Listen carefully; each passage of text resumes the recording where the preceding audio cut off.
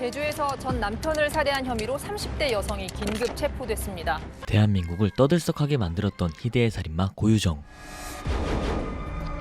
지금부터 그녀의 철저했던 계획과 실행 과정 그리고 체포의 순간까지 히든회의에서 낱낱이 공개합니다. 하긴 때도 긴급 체포하겠는데. 왜요? 그런 적 없는데. 우리가 당했는데. 여성 범죄자 중에 제일 좀 큰 잔인한 살인 사건에 속하는 편이지 않나. 네. 이분 뒤로 몇 명 있었지만 예. 좀 네. 제 기억에 거의 여자분들 중에 거의 우리나라에서는. 영상을 보여드리기 전에 이 인물들 간의 관계도에 대해서 간략히 좀 설명을 해드리겠습니다. 이 고유정이 살해한 남성은 이혼을 한 전 남편이었습니다. 그렇습니다. 이 고유정은요, 그 전 남편 강 씨와 대학 다닐 때 만났습니다. 5년간 열애를 하고요. 결혼식을 올리게 됩니다. 그리고 결혼한 이듬해, 다음 해에 눈에 넣어도 아프지 않을 아주 귀여운 아들을 낳았죠. 하지만 아들이 태어나자 두 사람의 관계는 금이 가기 시작하는데 이 고유정은요, 자기 부족한 자존감을 채우는 도구로 가족을 이용했던 것 같아요. 하지만 이제 아들의 출산 이후에 경제적으로 어려워지면서 자기가 만족할 만큼의 자존감을 채우기가 힘들었던 거죠. 그럴수록 고유정은요, 가족에 대한 집착이 더 심해졌습니다. 그러다 보니 그 스트레스가 오롯이 전 남편인 강 씨에게로 향했는데요. 네. 시비를 계속 걸어서 싸움을 일으키기도 하고요. 심지어 아이가 보는 앞에서 폭언과 폭행까지 이어갔습니다. 결국 강 씨는요, 이런 고유정의 계속된 폭언과 폭행을 견디지를 못하고요. 고유정에게 이혼 요구를 하게 됩니다. 그래서 결혼 4년 만에 결국 이혼을 합니다. 네. 하지만 아들의 양육권은 엄마인 고유정이 가져가고 이혼 이후 강 씨는 고유정의 방해로 2년간 아들을 한 번도 만나지 못했다고 합니다. 유책 배우자가 고유정이 아니었나요? 어떻게 폭력을 행사했던 엄마한테 아이가 양육권이 갈 수가 있죠? 근데 문제는 이제 강 씨가 이 박사 과정을 밟고 있는 대학원생이었습니다. 이게 직장이 없고 정기적으로 들어오는 수입이 없다 보니까 이 경제적인 상황이나 여건으로 봐서 아이를 양육하기가 힘들다라는 것이 아마 재판부의 판결이었던 것 같아요. 네. 그래서 양육권도 엄마인 고유정에게 가게 되었습니다. 아들을 만나기 위해 노력을 했지만 만날 수 없자 고유정을 상대로 면접 교섭 이행 명령을 신청했고요. 네. 법원에서는 강 씨의 편을 들어줍니다. 법원 후 판결을 받은 뒤 고유정은 그제서야 강 씨에게 아들을 보여주겠다고 약속을 했고 그렇게 이혼한 지 2년 만에 강 씨는 6살이 된 친아들을 만날 수 있었던 겁니다. 그 후 고유정과 전 남편 그리고 아들은 제주도의 한 펜션에서 만나기로 하는데 오랜만에 만나는 과정이 담긴 그런 영상입니다. 한번 보실까요? 자, 2019년 5월 25일 제주도입니다. 2년 만에 아들을 만나러 가는 고유정 전 남편 강 씨의 차량입니다. 이름 성원강 이름 광씨 집안의 첫째 아들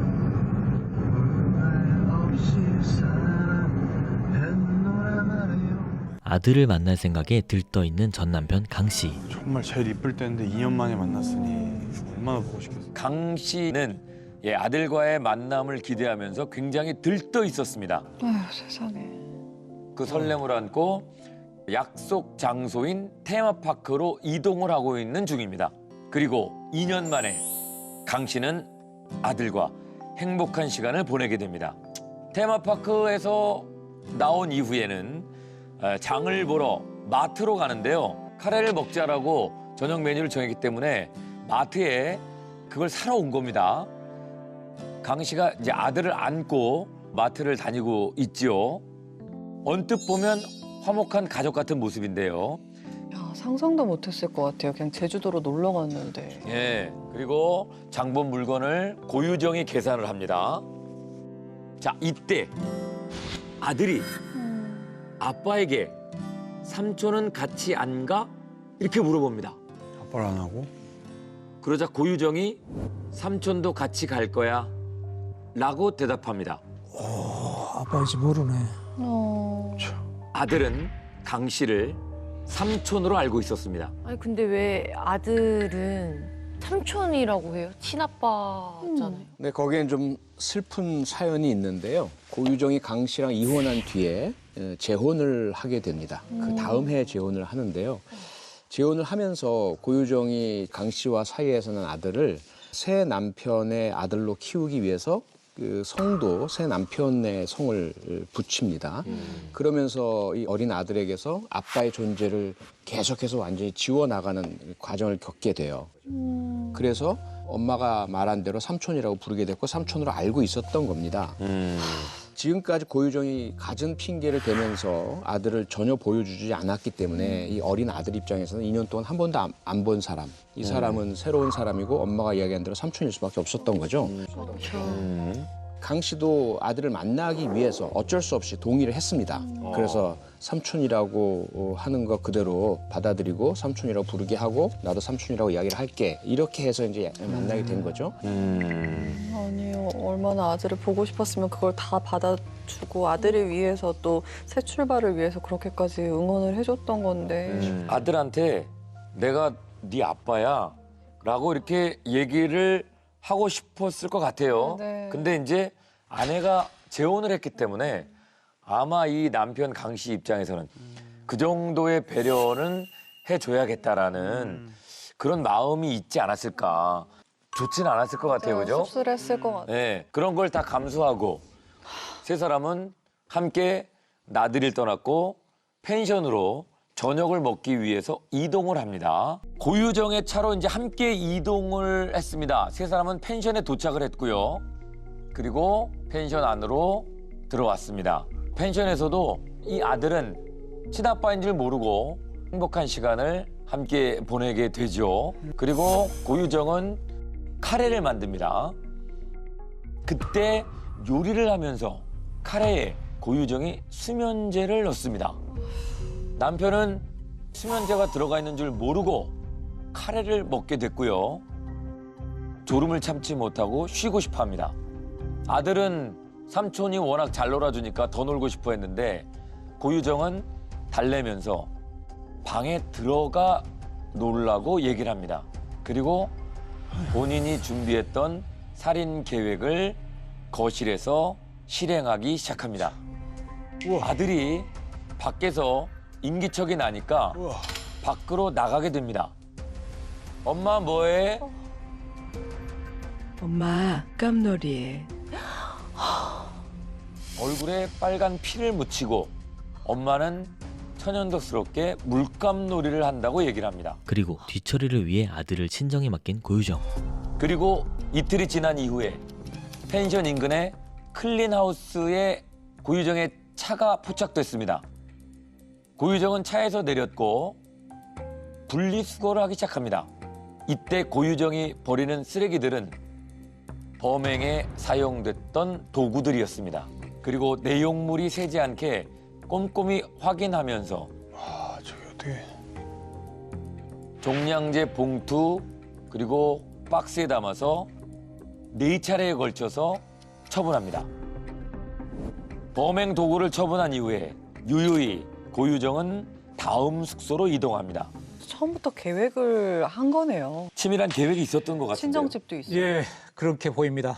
고유정은 세 사람이 만나기로 약속한 약 보름 전부터 구체적인 살인 계획을 세웠던 것 같습니다. 첫 번째로 살펴볼 포인트는 바로 검색 기록입니다. 5월 중순부터 고유정의 컴퓨터 또는 휴대전화에 심상치 않은 내용을 검색 기록을 확인할 수 있었습니다. 예, 뭐라고 검색을 했나요? 이 고유정이 검색한 검색 기록들을 저희가 영상으로 준비했습니다. 같이 한번 보실까요? 2019년 5월 10일, 살인 15일 전입니다. 졸피뎀, 수면제. 12일 전, 키즈 펜션 CCTV, 그리고 캐리어, 목공의 소음, 목공의 솜? 도구. 살인 11일 전, 사골 끓이고 쓰레기, 사골?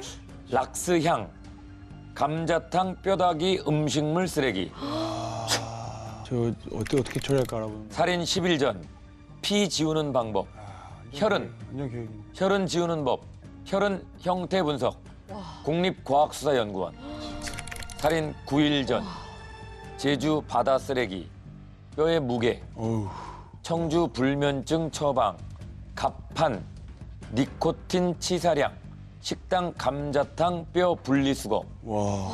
이거 다 알고 나서 보니까 너무 무서워. 강 씨를 만나기 전부터 이렇게 고유정은요, 이미 강 씨를 살해한 뒤에 시신을 회수할 결심까지 했던 것으로 보입니다.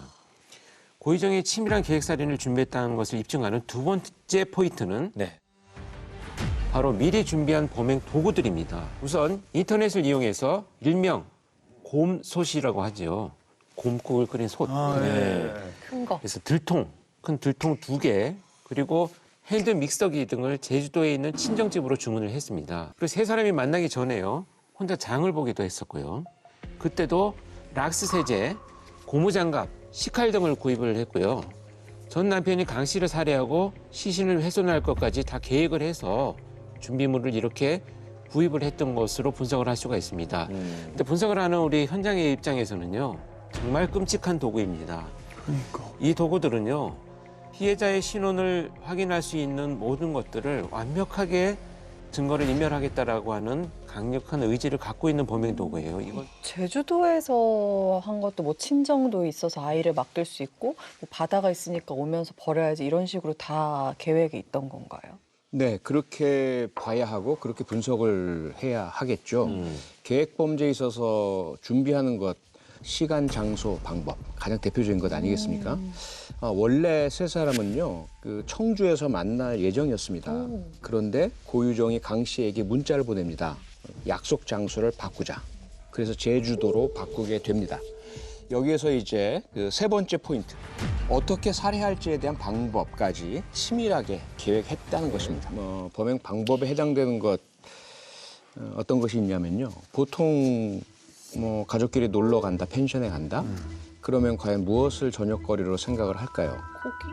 삼겹살. 네, 일반적으로 고기고 제주도 같은 바다에는 회 이렇겠죠. 네.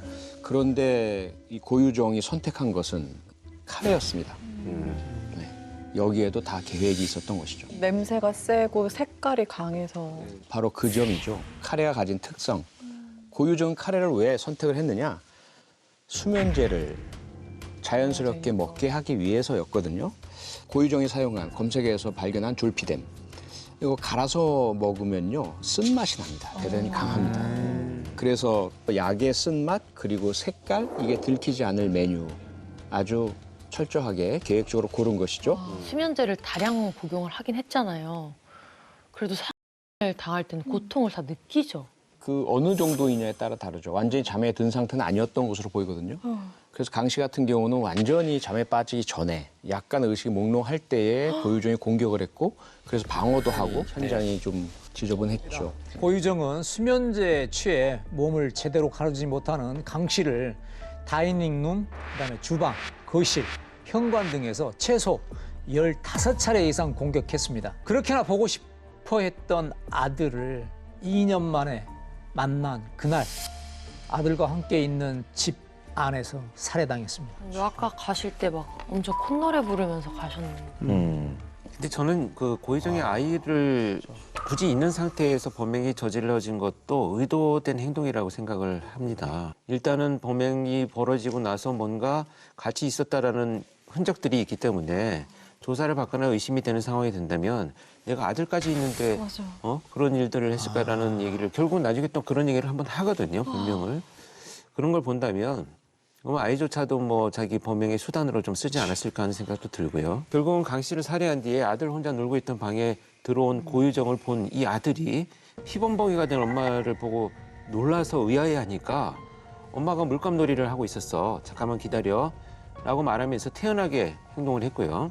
그리고 나서 강 씨를 이제 욕실로 옮기고 난 이후에 아들을 데리고 친정집에 가서 맡겨놓고 다시 혼자 돌아옵니다. 그게 다 알리바이를 만들고 본격적으로 이제 뒤처리를 하려고 보낸 거군요. 어떻게, 진짜 어떻게 엄마가 그럴 수가 있죠? 다시 펜션으로 돌아온 고유정은 미리 사뒀던 락스 세제 등을 이용해서 펜션 안에 남아있는 강 씨의 지우기 시작을 합니다.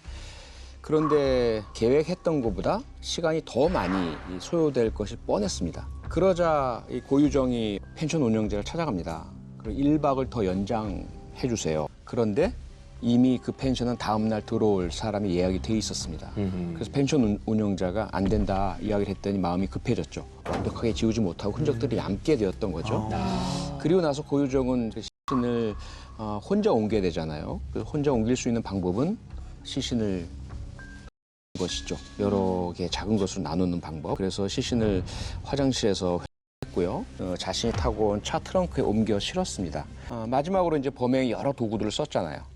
도구들 모두 이렇게 모아서 인근에 있는 클린하우스에 보신 것처럼 다 버리고 펜션을 떠났습니다.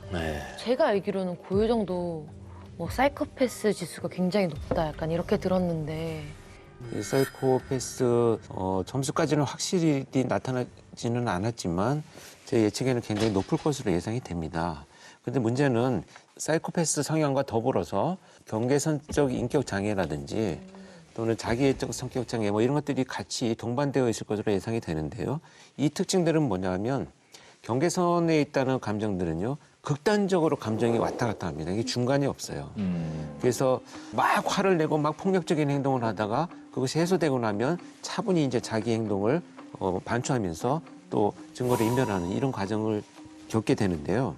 특히 고유정의 대표적인 이 성장 배경에서 볼 수 있는 특징 중에 하나는 아마도 이 어렸을 시기에 많은 것들을 부모가 너무 나서서 해결해주는 삶의 방식들이 있었던 것 같아요. 오히려 근데 오히려 이거는 어떤 결과가 생기냐 하면 우리가 보통 어린아이들이 놀이터에서 보면 싸우고 울다가 다음날 되면 또 화해하고 이런 방법식들을 배워가는 거거든요.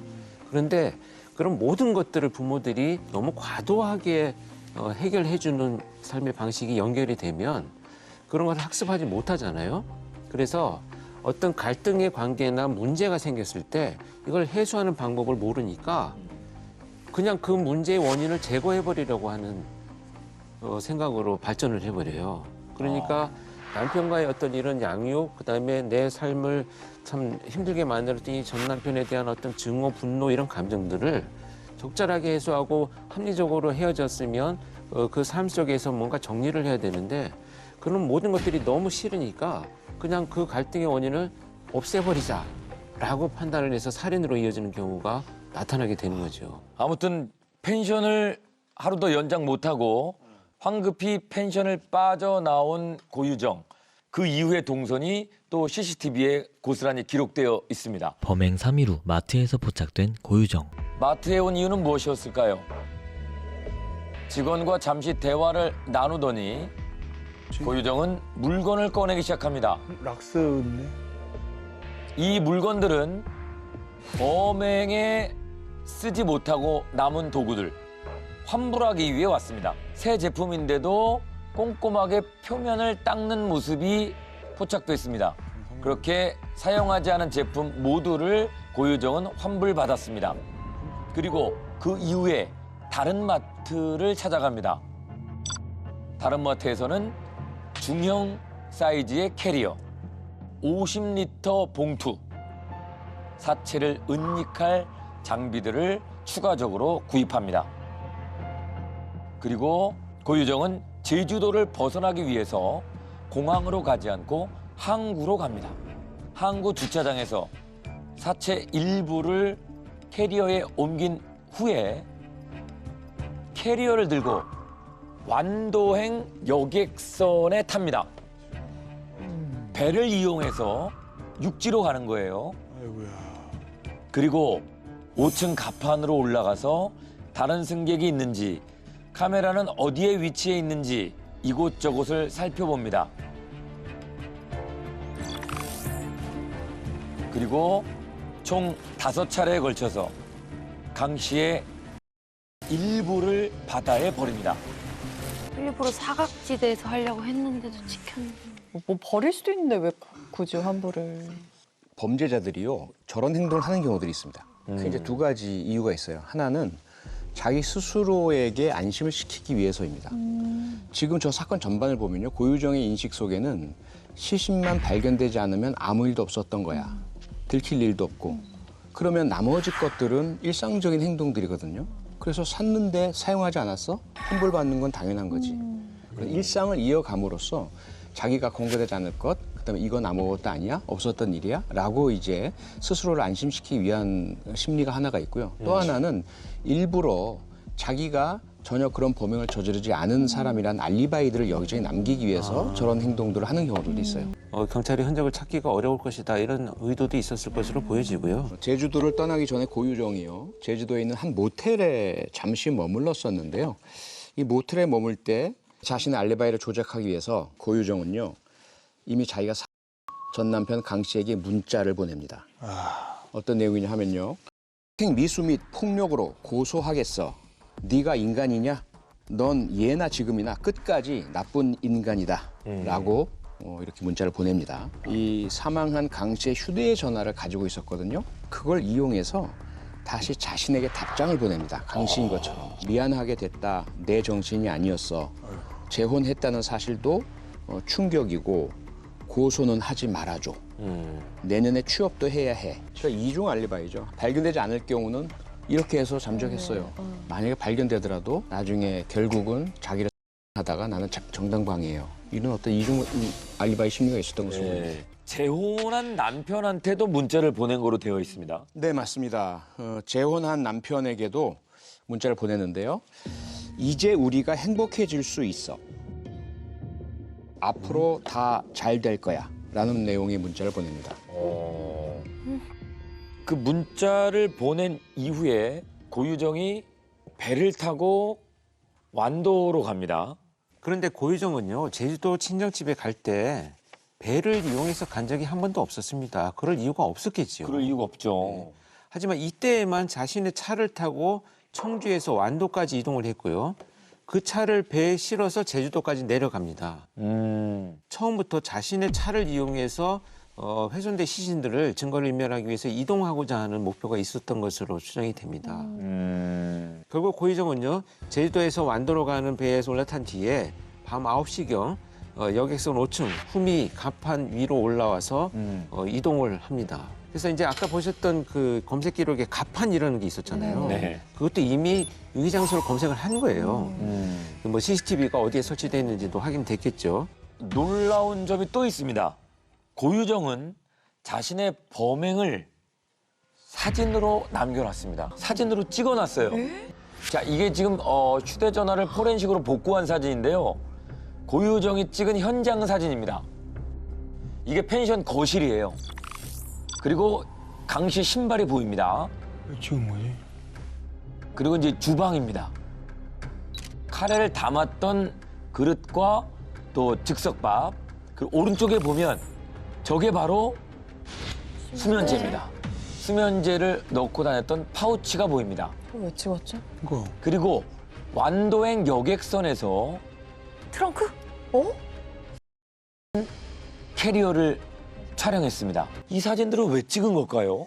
제가 볼 때는요. 이 지금 8시 10분에 찍은 사진 범행 시작 시점이에요.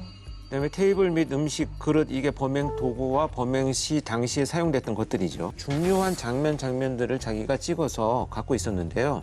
고유정 같은 경우에는 아까 말씀드린 사이코패스 성향도 높지만 경계선이나 이런 성격 장애들이 있을 때 정말 극단적인 감정의 변화가 있는 그 순간의 기억들을 잘 못하는 경우가 많아요. 그러다 보니까 자기 스스로 어떤 긴장된 상황에 대한 것들을 기록을 해놓고 나중에 뭔가 어떤 문제가 되거나 수사가 개시된다면 내가 다시 기억을 회상할 때 너무 근거가 없으니까 그것을 대비하기 위한 장치로 사진을 찍어 놓지 않았는가 하는 생각이 가장 많이 듭니다. 그래서 이제 소위 범죄 기록을 한 거죠. 그러니까 거실을 찍을 때도 시계가 걸리게 그렇죠. 그 사진을 찍은 거네요. 시간과 또 그 시간에 대한 알리바이를 확인하려면 나중에 뭐 거짓말을 하다 보면은 또 이게 시간이 잘 안 맞고 할 수 있으니 극단적이고 긴장된 상황에서의 내 감정의 변화들을 기록을 해 놓았다가 나중에 대비하기 위해서 남겨두었을 것이다 이렇게 보여집니다. 뭐 정말 야 남편이랑 진짜 안 좋았나 보다 뭐 이랬었는데 와, 이 정도로 계획을 짰을 줄은 생각도 못했어요. 근데 저는 이제 뭔가 내가 다 이제 스트레스가 풀렸을 때 찍었을 수도 있다고 하셨잖아요. 네. 그러면 강씨 한 적을 다 처리하고 나서 찍었을 확률이 너무 일부 바다로 던졌습니다. 고유정은 그 배에서 내려서 아버지 명의로 된 김포 아파트로 갑니다.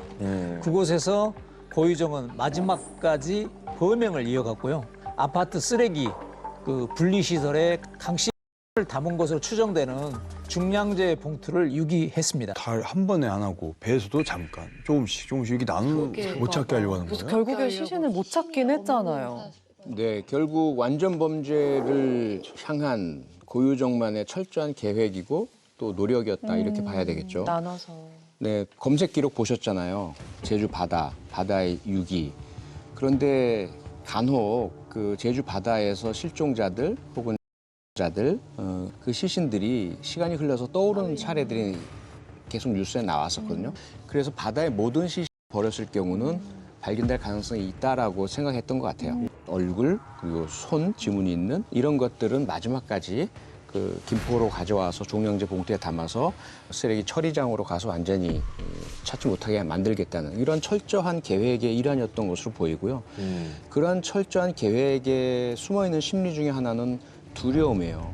고유정은 두려움이 컸기 때문에 그대로 버렸다가는 검거되고 들킬 것이다. 철저하게 끝까지 최선을 다해서 가장 먼 곳까지 분산시켜서 발견되지 않도록 하겠다. 그런 어떤 심리가 반영됐다고 볼 수 있는 거죠. 사건이 발생한 지 100일이 지나도 시신을 찾지 못했습니다.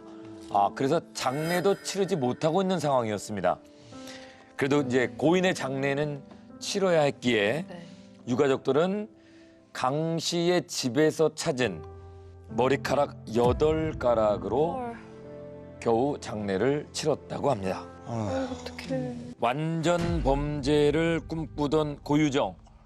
약 보름 만에 그 꿈은 부서졌습니다. 6월 1일 오전 10시 30분 충북의 한 아파트 지하 주차장입니다. 살인죄를 체포합니다. 긴급 체포하겠습니다. 오전 10시 32분경으로 살인죄를 긴급 체포하겠습니다. 왜요? 왜요? 왜요? 어휴. 제가요 이래야 되지 않아요? 아니면 왜요가 너무 이상하지 않아요? 변호인을 설명할 수 있고 불리한 짓을 거부할 수 있고 체포 정보를 신청할 수 있어요. 그런 적 없는데. 저희가 당했는데. 그것은 저희가 가서 체포 당할 만한 우리가 사유가 인정된다고 봅니다. 이거는 뭐예요? 버리는 거예요? 예, 지금 아까 쌀기 걸려왔는데. 일단 차에 타시죠. 10시 32분입니다. 이렇게 남편 있는데 불러주세요. 어차피 들어갈 거예요. 일단 타세요. 저는 왜요도 공부했던 답이었던 것 같아요. 그러니까 원래 보통은 무슨 일이에요? 이렇게 얘기해야 되는데 이거를 어떻게 조금 더 자연스럽게 할까도 고민을 하다가 한 번 실수를 했어요. 제가 당했는데요? 라고 약간 자백 아닌 자백을 했어요. 그러니까. 왜냐면 살인죄로 했는데 누구 살인지는 아무 말도 안 하지 않았어요? 네. 근데 갑자기 제가 당했는데? 고유정 행동을 좀 분석해 볼 수 있을까요? 네, 소유 씨 말씀처럼 사실 전혀 예상하지 못한 상태였다면 저런 반응이 나올 수가 없죠. 그죠. 이미 마음속엔 여러 차례의 어떤 시뮬레이션, 가상 훈련이 되어 있었던 것으로 보입니다. 그런데 문제는 언제 어느 순간에 어떻게 올지까지는 자기가 예상을 못했던 거예요. 그래서 저 상황에서는 전혀 예상 외였지만 이미 이러한 상황에 대한 연습은 충분히 한 상태였거든요.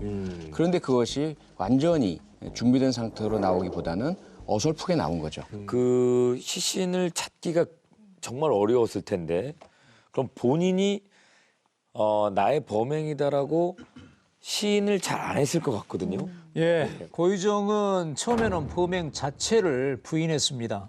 하지만 경찰 조사 결과 고유정의 트렁크에서 강 씨의 혈흔이 묻은 그 담요가 발견됐고요. 그 혈흔에서 수면제 성분까지 확인이 됐습니다.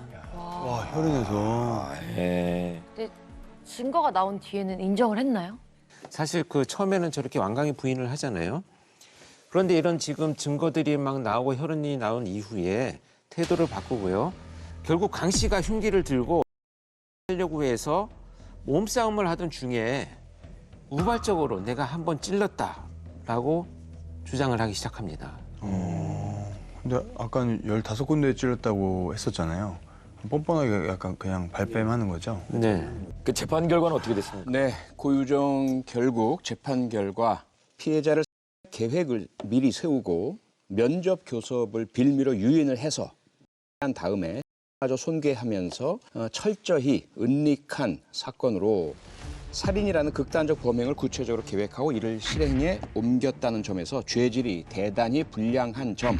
2년 만에 만난 아들이 아버지가 아닌 삼촌으로 알고 있었으며 그런 아들과 불과 한나절 함께 시간을 보내다 바 생명이 침해된 건 어떠한 방법으로도 회복할 수 없는 점 등을 참고해서 1심 판결 결과 무기징역형이 선고되었습니다. 이 정도 살인이면은 사형 선고가 맞는 게 아닌가. 네. 그래서 검찰은 애초에 사형을 구형을 했습니다. 그래서 이 판결 결과에 따라서 검찰은 형이 너무 가볍다. 고의정은 형이 너무 무겁다. 서로 이렇게 상반되는 주장을 해서 모두가 항소를 했다고 합니다. 2심에서는요. 여전히 무기징역 선고를 내렸고요. 대법원까지 간 이번 사건이 결국 고유정은 무기징역이 확정이 됩니다. 아직 끝이 아닙니다. 왜요? 고유정에게 묻고 싶은 진실이 또 있습니다. 고유정은 강 씨와 이혼 후 5개월 만에 재혼을 했는데요. 새로 재혼했던 남편이 당시 6살이었던 의붓 아들도 고유정과 함께 산 지 3일 만에 사망한 채 발견이 됐습니다. 네. 누구요? 애기? 예. 재혼한 남편이 아들과 방에서 자고 있었는데요. 아침에 남편이 눈을 뜨고 옆을 봤는데 피를 흘리며 엎드린 자세로 누워 숨져 있는 아이를 발견했습니다. 왜 그때도 고유정이 그 집에 같이 있었나요? 그렇습니다. 아들이 사망한 후에 부검을 진행했고요. 아이의 사인은 압착에 의한 질식사로 판정이 됐습니다. 이 압착에 의한 질식사는 정말 무거운 물체가 가슴이나 몸통을 눌러서 사망을 하게 되는 원인이죠. 아니 이걸 어떻게 그냥 넘어갔지? 이게 다들 자고 있는 상황에서 이런 일이 생겼다는 거잖아요. 근데 자고 있는 상황이었고 당시에 고유정은요 부엌에서 음식을 준비하고 있었습니다. 근데 자기는 아이가 자고 있는 것으로 생각했다라고 나중에 주장을 끝까지 했었죠. 증거가 아니, 없으니까. 이게 그러면 그런 거잖아요. 그 아까 말씀한 대로 고유정은 새로운 남편과 결혼해서 내 아들과 행복하게 살아야 되는데 전 남편이 신경 쓰이고 그 새로운 재혼한 남편의 아들도 사실 내 아들이 아니니까 그게 자꾸 걸리니까 그냥 없애버린다고 해서 한 게 아닐까 추측이 되잖아요. 근데 그 당시에 경찰이 수사를 했지만 증거가 없지 않습니까? 국가수 부검 소견은 압착에 의한 질식사인데 그 압착이 누구에 의해서 어떻게 이루어졌는지는 증거가 없거든요. 맞아요. 그 병명 직후에 막 시트 같은 것도 다 버리고 했다. 네, 그렇습니다. 베개도 그랬고요. 그래서 그 당시에는 이 사건은 그냥 최초에 의심하고 수사하다가 어떤 증거도 발견되지 않아서 변사 내사 종결로 처리가 됐고 언론도 주목하지 않았던 거죠. 그러면 아이는 죽었는데 아빠도 엄마도 다 죄가 없다. 그래서 결국 고유정이 이 전 남편 살해하면서 이 사건이 다시 불거졌거든요. 그래서 경찰이 다시 수사를 했습니다. 그리고 기소를 했어요. 그런데 법정에서는 결국 전 남편 강 씨에 대한 살인을 인정해서 무기징역형이 내려졌지만 새 남편의 아들에 대한 6살 아들에 대한 살인은 증거 불충분 무죄 판결이 내려졌습니다. 증거가 있을 수가 없지. 시간도 너무 많이 지났고 그때도 이미 증거를 다 없앴는데. 입증은 안 됐는데 나중에 시간이 흘렀잖아요. 그래서 다시 재수사하면서 남편이 어떤 진술을 하냐 하면 그때는 전혀 몰랐는데 지금 돌이켜 생각해봤더니 사건 발생 전날 저녁 식사 메뉴가 카레였던 것 같다. 네, 그래서 증거는 없어요. 입증은 안 돼요. 만약에 그것이 사실이라고 한다면 이것은 이미 새 남편의 아이의 카레 속에 수면제를 넣어서 효과를 봤던 것이었던 거죠. 그랬을 것 같아. 이런 사람은 어떻게 우리는 파악을 해야 되죠? 저는 개인적으로 고유정이 흔히 말하는 사이코패스 연쇄살인범에 해당된다라고 봐요. 물론 법적으로는 입증이 안 됐지만 그 여러 가지 정황과 수법에 비춰봤을 때 현 남편의 아들 고유정의 행동으로 저는 추정을 합니다. 분석을 합니다. 그렇게 본다면 전 남편 강 씨에 대한 사법도 지나치게 잔인하고 참혹하기도 하지만 그가 그 전반에 보인 태도가 있어요. 우리가 예를 들어 정말 여러 가지 이유 때문에 자기 배우자나 가족을 사고 들킬까 봐 겁나서 훼손 유기하는 사건들이 꽤 있습니다. 매우 커다란 불안감과 죄책감과 미안함을 느낍니다. 그래서 잠도 잘 못 자고 이후에 정상적인 행동을 못 해요. 그런데 고유정의 행동을 보면 전체적으로 전혀 삶에 있어서 흔들림이 없어요. 이미 그 전에 현 남편의 아들에 대한 살해였건 아니었건 간에 엄청나게 끔찍한 아이 사망 사건을 겪었잖아요. 그랬음에도 불구하고 그 이후에 유사한 형태의 수면제가 사용된 그런 행동을 했다라는 것. 이건 사실은 그냥 일반적으로 발생할 수 있는 살인 사건이라고 볼 수는 없는 거죠. 저런 형태의 사람을 정확하게 표현하는 것이라면 그것은 사이코패스일 테고, 그래서 다른 사람 어떤 사람이든지 간에 그들이 나에게 방해가 된다면, 내가 원하는 것이 있다면 사람을 살해하건 어떻게 충격을 주고 어떻게 파괴하건 간에 개의치 않고 자기 목적을 달성할 사람이라고 봐야 되는 거죠. 그래서 결국은요, 저는 지독하게도 자기중심적이고 이기적인 삶을 평생 살아가는 그런 범죄자로 정의를 하고 싶습니다. 그토록 아들을 사랑했던 아버지는 아들을 아들이라고 부르지 못했습니다. 그리고 사건 당시에 6살이었던 아들 또한 이제 다시는 친아버지를 볼 수 없게 됐습니다. 왜 이런 일들이 생기게 된 것인지 우리 사회가 좀 깊이 고민해 봐야 될 것 같고요.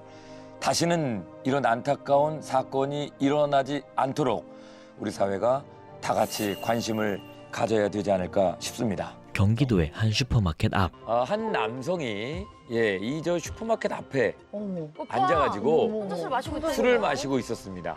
근데 지나가는 행인들에게 시비를 걸어요. 아이고. 남성은 일면식도 없는 행인에게 시비를 걸기 시작하고 뭐 하는 거야 당신? 낮에부터 술 먹고. 그때 이 슈퍼마켓 사장님이 나와서 말립니다. 너무 시끄러우고 무섭게 하니까 사람들이 다 도망가잖아. 더 이상 말 않고 들었어요. 그리고 나서 사장님이 뭔가 제지를 하고 화를 내니까 이 남자가 술을 먹다가 이제 사라집니다. 갔어요. 그런데 잠시 후에 늦은 저녁이 되자 다시 슈퍼마켓에 찾아온 남성. 주섬주섬 가슴팍에서 뭔가를 꺼내서 위협을 하기 시작합니다. 그 앞에는 아까 한마디 하셨던 여자 사장님이신데요. 칼을 들고 다짜고짜 돌진합니다. 어떻게. 아까도 낮에 나한테 뭐라 그랬어? 60대 여성 사장님에게 너무 위험하다. 보복성으로 위협을 합니다. 자, 그래서 흉기를 뺏기 위해서 여자 사장님이 안간힘을 씁니다. 힘도 셀 텐데 저기. 손목 잡으신 거 진짜 잘하셨다. 할머니세요. 옆에 손님으로 왔는데 불러야죠. 사람이라도. 놀래셔 걸음걸이 좀 보세요. 지금 너무 겁에 질려가지고. 근데 몸싸움 끝에 이 여성 사장님이 흉기를 뺏었습니다. 대단하시네. 대단하시죠. 자, 그런데 이렇게 끝나나 싶었는데 의자를 정리하고 있는데 이 남자 하나 더 꺼냅니다. 더 큰 흉기를 꺼냅니다. 자, 그리고 공격해요. 이때 또 여성 사장님이 다시 막아섭니다. 그리고 밀어붙여요. 바깥으로 밀어붙입니다. 그래서 바깥으로 밀어냈더니 가게 밖에서도 사람들에게 흉기로 위협합니다.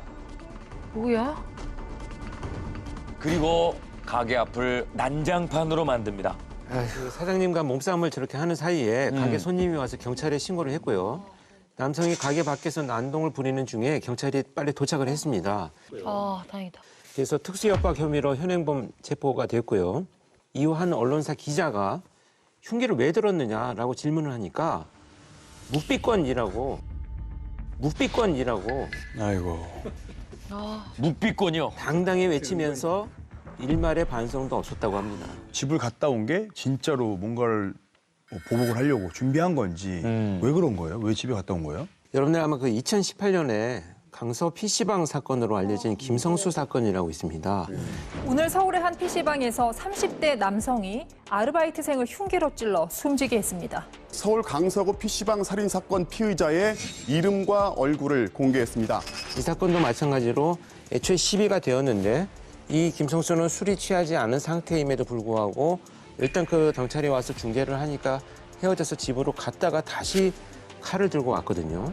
대개 이런 경우에 일어나는 범죄자들의 성향은 어떤 그 자존감이 상처받은 어떤 한 에피소드, 한 행동이나 상황에 대해서 계속 반추하는 성향을 갖고 있어요. 오직 내가 상처받은 어떤 상황에 대해서만 계속 집착하면서 생각을 하면서 거기에 대한 분노를 스스로 키워갑니다. 만약에 이 범인 같은 경우에는 저렇게 술을 먹다가 집으로 가서 또 술을 먹었을 가능성도 있죠. 그런 상태에서 이제 그게 폭발을 하면서 심지어 범행 도구를 2개나 들고 이제 찾아오는 이런 일들이 벌어지게 됩니다. 자기가 먼저 했던 잘못은 생각도 안 하고. 그렇죠. 자기가 받은 어떤 대우, 처우 그것이 무시당했다. 여기에만 집착을 해서 남을 공격하는 보복 심리에서 일어나는 일들이죠. 다치신 곳은 혹시 없나요? 다행히도 여성 사장님은 장갑을 끼고 있어가지고 범인의 공격을 이렇게 막는 과정에서 큰 부상은 입진 않았습니다. 와, 다행이네요. 일하시는 중이었나 봐요. 근데 앞서 그게 적용되는 게 특수 협박죄가 적용됐다 그랬잖아요. 그거는 상처가 없었기 때문인데 저건 사장님이 잘 대처해서 상처가 안 난 거지 실제로는 상해 의도가 있다고 봐야 되거든요. 그 심지어 2개였잖아요. 그럼요. 무기가. 근데 2개나 갖고 다닐 수가 있어요. 네. 저걸 볼 때는 상습인 것 같아요. 그런 것 같아요. 예전에 청부 살인을 하거나 이렇게 살인 의도가 명백한 경우에 범행 도구 2개가 나타나는 경우들이 많아요. 저건 좀 무거운 처벌이 내려져야 합니다. 그러니까요. 앞에 가는 오토바이를 주목해서 봐주십시오. 뒤에 차가 따라오고 있는데 네. 파란불인데 갑자기 서행을 하면서 부딪힐 뻔했어요. 당황한 운전자는 당연히 클락션을 누르며 멈추는데 그런데 오토바이 운전자가 뒤에 차량을 째려봅니다. 자기가 저렇게 하나 보다. 네. 아이고. 그러면서 승용차를 향해서 욕설을 하는 오토바이 운전자인데요. 그리고 여기서 끝나지 않은 오토바이 운전자의 분노. 터널 안으로 들어오자. 네. 그리고 아예 승용차 앞을 가로막았습니다. 어머머머. 아이고. 겁도 없다. 네. 그리고 발로 질질 끌고 갑니다. 왜 저래? 그리고 이제 뭐 허리가 아프다는 듯 등을 두드리기 시작합니다. 계속해서 진로를 방해하고 있습니다. 너무. 네. 터널 밖을 나와서도 계속해서 위협을 합니다. 왜 저래? 아이고. 뒤에 오는 차량들이랑 좀 부딪히려고도 하고. 위험하다. 진짜 너무 위험하다. 네. 자기도 이 보복 운전이 10분 이상 이어지고 있습니다. 보는데 너무 스트레스 받는다. 아우. 욕설을 하고 뒤로도 차가 계속 막혀서 저를 우회해서 지나가는 상황이었거든요. 큰 차들도 많이 다니고 버스도 다니고 이래서 많이 공포스러워요. 그런데 여기서 또 한 가지 문제가 발생을 합니다. 뭐지? 영상에서 여러분들이 발견하셨는지 번호판이 모르겠지만 없어요. 맞아요. 오토바이에 반드시 있어야 될 번호판이 맞네. 있어야 되는데 이 블랙박스에 의한 이 범죄 사실에 대한 증거 영상은 있었지만 운전자를 특정할 수는 없었습니다. 아니 그러면 그 운전자 저기 오토바이 운전자 못 잡은 거예요? 대한민국 경찰이 못 잡은 게 어디 있습니까? 역시 멋있다. 대한민국 경찰은 범인을 끝까지 추적합니다. 네. 저 오토바이 역시 운전자가 번호판도 없이 운행을 했지만 약 70대 CCTV에 찍힌 오토바이 이동 동선을 2달 동안 전부 파악했고요. 결국 30대 오토바이 운전자를 특수 협박 등의 혐의로 체포했습니다. 야, 번호판 없어도 잡아내는군요. 여기에 더 충격적인 더 놀라운 사실이 하나가 있었습니다. 1년 전에 음주운전으로 면허가 취소된 상태였습니다. 진짜. 무면허 운전으로 보복 운전까지 했던 거죠. 저렇게 영상 다 찍히고 추적당하고 체포가 될 수 있는 보복 운전, 위험 운전 행위를 한 거잖아요. 그건 감정을 이겨내지 못한 거죠. 나한테 감히 이거죠. 나한테 감히 빵빵거린다고 자기를 무시하고 자기의 이 낮은 자존감에 상처가 생겼다는 것이 결국 자기를 더 파멸로 이끄는 행동을 스스로가 한 겁니다. 음주 단속이 한창인 부산의 어느 한 도로. 음주 단속이다. 음주 단속을 하고 있습니다. 자, 지금 2차선 도로인데 이 SUV 차량이 정지해달라는 신호를 무시하고 갑자기 도주해버립니다. 네. 자, 음주 단속을 피해서 도망을 가니까 경찰차에 황급히 탔고요. 경찰이 이제 추격을 시작합니다. 아이고야 사고나 누구 다칠까 봐. 아우. 네. 그러니까요. 거의 뭐 골목길이나 다름없거든요. 예, 야, 이거 오르막 나오잖아요. 저 멀리 보이죠? 저 차입니다, 저 차. 예, 추격을 하면서 동시에 상황실로 협조 요청합니다. 아유 1차로야. 무지개모리야. 서양동 삼복도로 쪽입니다. 차적조해가지고. 자, 차적 조회까지 요청이 된 상황이고요. 자, 지금 이제 반대쪽에서는 차가 오고 있는데 위험천만한 도주입니다. 경찰을 비웃듯이 속도를 계속해서 올리고 있는 도주 차량. 경찰차도 위험해요. 언덕 네. 언덕 끝나서. 이때 경찰의 눈앞에 버스가 보입니다. 앞에 버스 좀 세워주세요. 서주세요. 버스 좀 서주세요. 버스 좀 세워주세요. 근데 반대쪽에서도 또 갑자기 또 버스가 왔어. 뒤를 섰어. 버스 좀 세워주세요. 어떻게 알았지? 동시에 버스가 섰습니다. 동시에 버스가 섰습니다. 아니 저걸 어떻게 무전이 통해요?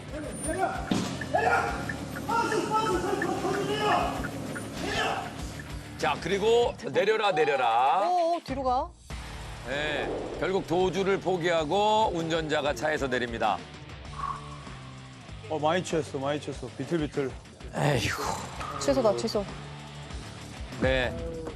면허 정지 수준의 혈중 알코올 농도가 나왔습니다. 예, 그리고 이제 버스 기사님들에게 감사 인사를 하는 이제 경찰분의 모습인데요. 1.4km나 도주를 하던 60대 남자가 버스와 일반 시민 차량들의 도움으로 검거된 사건이었습니다. 경찰관이 보시다시피 굉장히 위험하게 도주를 하니까 경찰관이 어떻게 저 차를 세울 수 있을까라는 생각을 하면서 추적을 하다가 앞에 달리는 버스를 일단은 세워서 속도를 늦추고 도주를 좀 차단해야 되겠다라고 판단을 한 겁니다.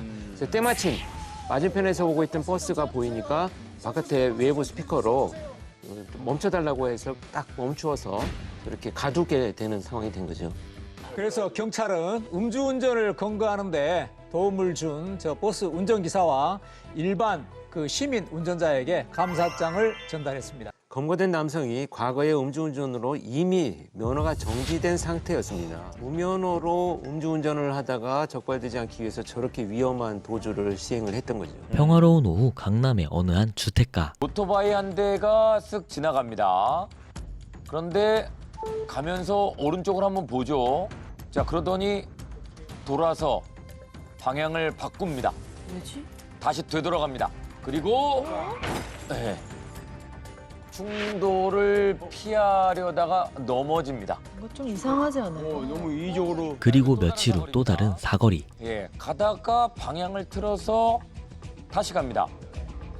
왔던 길을 다시 와서 결국에는 차랑 부딪히고 쓰러집니다. 이건 다른 날 영상입니다. 골목길은 같고요. 예. 날짜는 다르지만 상황은 비슷하죠. 얼마 뒤에 어이구. 갑자기 오토바이가 튀어나옵니다. 날짜만 다르고 운전자는 같습니다. 연속으로 사고가 난 이 오토바이 운전자. 정체는 보험 사기꾼이었습니다. 이게 되나? 저렇게 합의를 해서 계속 매일 저렇게 하는 거야. 별 사람 다 했다. 이 남자는요. 일방 통행길만 찾아다닙니다. 와.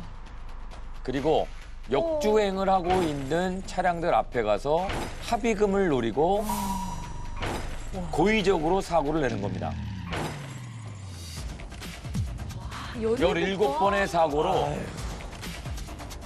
이 사람이 뜯어낸 돈만 7천만 원입니다. 와. 서행길이라서 자기가 안 다친다는 걸 알거든요. 그리고 넘어질 때도 저 넘어지는 걸 얼마나 연습을 했겠어요. 부자연스럽게 넘어지잖아요. 네. 딱 자기가 안 다치게. 사고를 낸 뒤에 하는 이 멘트가 있어요. 딱 자동차 운전자들한테 다가갑니다. 일방 통행인데 왜 하는 거예요? 일방통행 역주행은 형사처벌도 받을 수 있는 중범죄예요. 전문가네.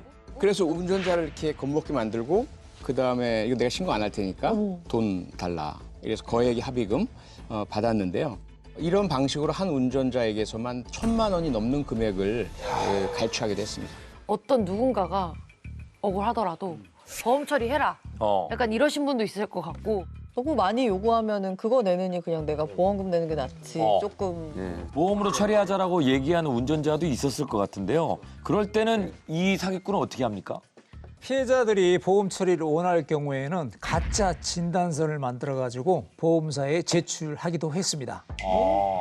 가짜 진단서? 다쳤어. 그거 안 속을 텐데 보험사에서 그런 거 엄청 디테일하게 보잖아요. 네, 꼼꼼하게 볼 텐데요. 보험사가 알아채기가 좀 어렵게 기존 진단서의 날짜만 살짝 바꾸는 식으로 교묘하게 이조한 서류를 제출했다고 합니다. 일단 이 보험사에 진단서를 제출할 때 사고 장소를 기재하게 되어 있잖아요.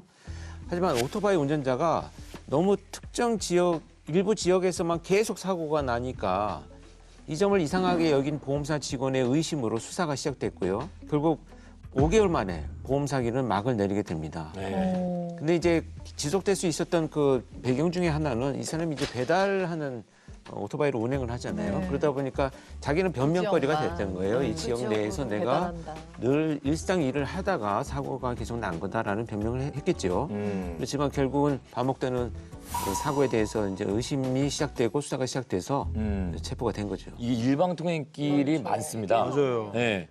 한 100m만 갈 수 있는 길을 한 400m 이렇게 돌아서 일방통행길 따라 가야 되니까 내비통행. 운전자들이 유혹을 받기 쉬워요. 맞아요. 여기면 빨리 지나가면 금방 도달할 수 있을 것 같은데.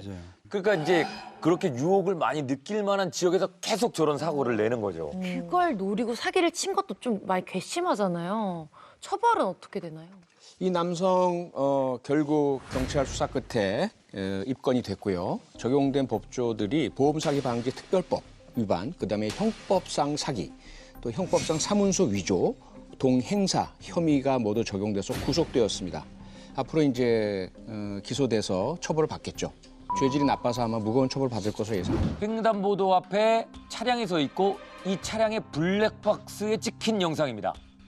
횡단보도를 남자 한 분이 지나가고 있습니다. 근데 지금 신호가 아닌 거죠? 아니, 횡단보도는 파란불이죠. 아, 파란불이에요? 네, 그러니까 저 자동차가 서 있죠. 이때 오토바이가 지나갑니다. 그래서 아내는 남편의 상태를 살핍니다. 저기 2명이야. 네, 오토바이엔 2사람이 타고 있었어요. 어떡해. 남자 하나, 여자 하나. 오토바이를 운전했던 이 남자. 오토바이를 세우고 다시 탑니다. 도망가? 그리고 빨리 이 도망가려는 오토바이를 아내가 붙잡고 섰습니다. 빨리 119 신고해야 되는데. 진짜. 그리고 그냥 갑니다. 자, 이 아내가 그대로 딸려가요. 지금까지 MBC 에브리원 범죄 분석 코멘터리쇼 히든아이였습니다. 히든아이는 매주 월요일 오후 7시 40분에 만나볼 수 있습니다. 이상 좋은 영화였습니다.